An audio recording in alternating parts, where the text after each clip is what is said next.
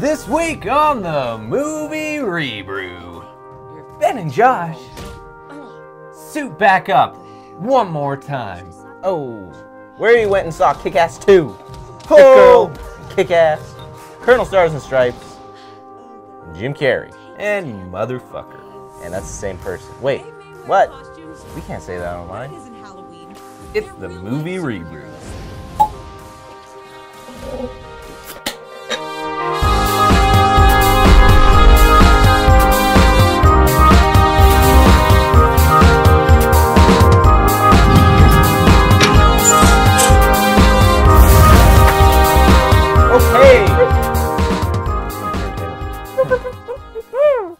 Hello and welcome to episode 112 of the Movie Rebrew, the show that just sits down in theaters, watches movies, and then sits down here, drinks beers, and that's about it. Regurgitates. Yeah.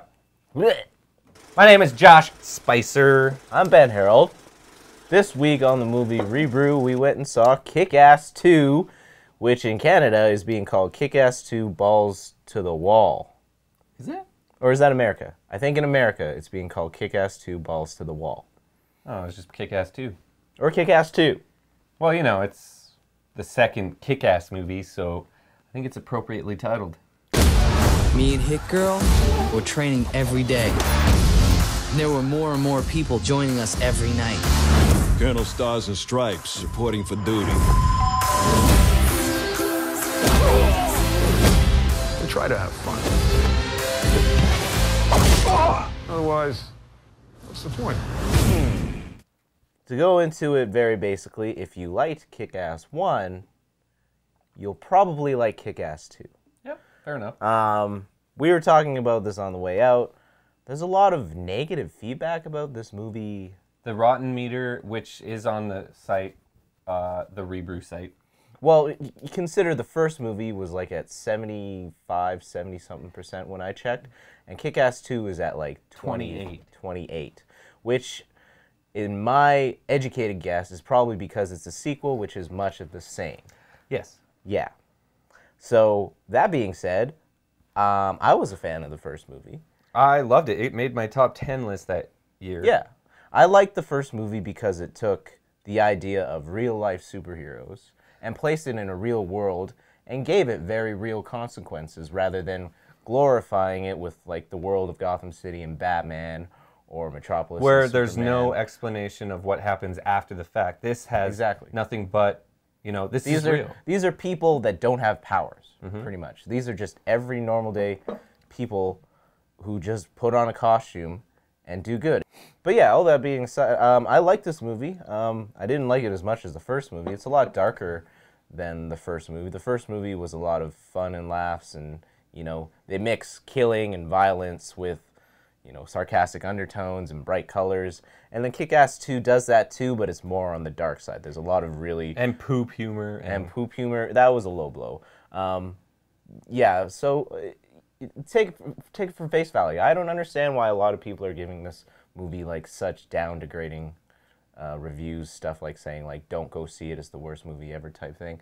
I don't see that at all, and I give it 4 out of 6. Yeah, I totally agree with you 100% because like I said before, it made my top 10 list. I think it was number 10 because that was a pretty stacked year. I believe, I don't remember. But I love the character. I love Hit Girl. She's amazing. Like you said earlier, they are kind of playing her up on the more sexy side of things. Yeah, that made me uncomfortable at times. Yeah, she is like 16, so it's a little weird to be in an 18A movie where little 16-year-old boys trying to get in couldn't get in, and I tried to help them out and said they were with me, and then they got ID'd again. Yeah. So I overly enjoyed how violent it is. I love the violence in these movies because they don't hold back. It's super fun, and they make fun of a lot of movies, and they make fun of stuff that's going on in real life right now in little ways, like his shirt that says "I hate reboots," where they're making fun of the Wanted and the One Direction and whatever and the girls. It's all done so well and so accurately, and that's why the difference between real life and this freaking crazy hyper real life that they're creating in this movie. I think that's why the adults don't like it, because it is kind of showing like, holy crap, this could happen.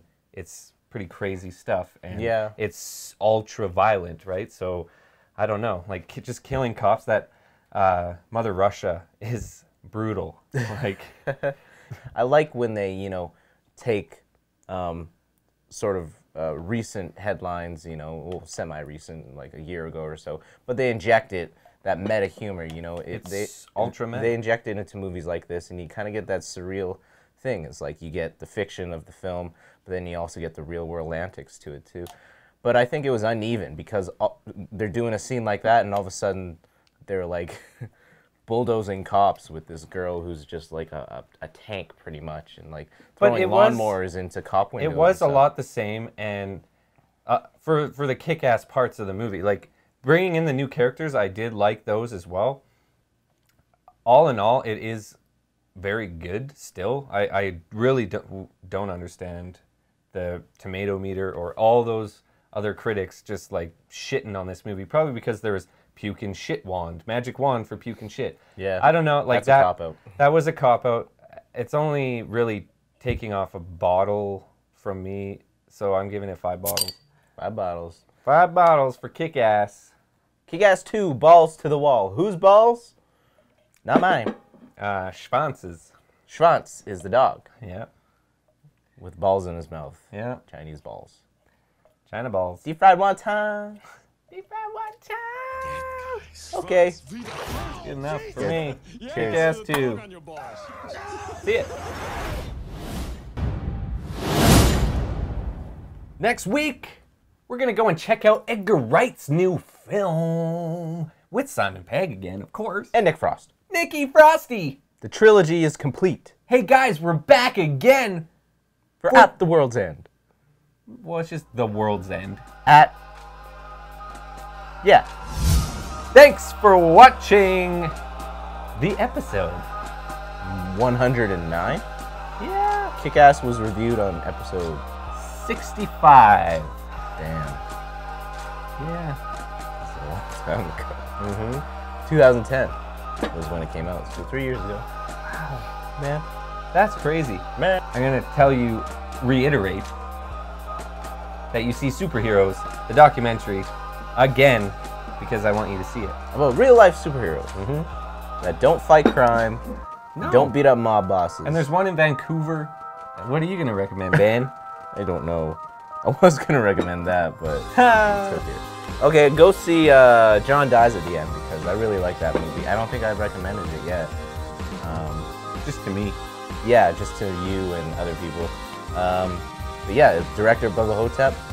It's creepy, it's ghouly, and if you like prosthetic monsters and stuff, you know, rather than CGI stuff, it's pretty cool, it's pretty fun. Paul Giamatti's in it. Paul Giamatti! Okay, we'll see you next week. He talks like this. We'll see the world's end again.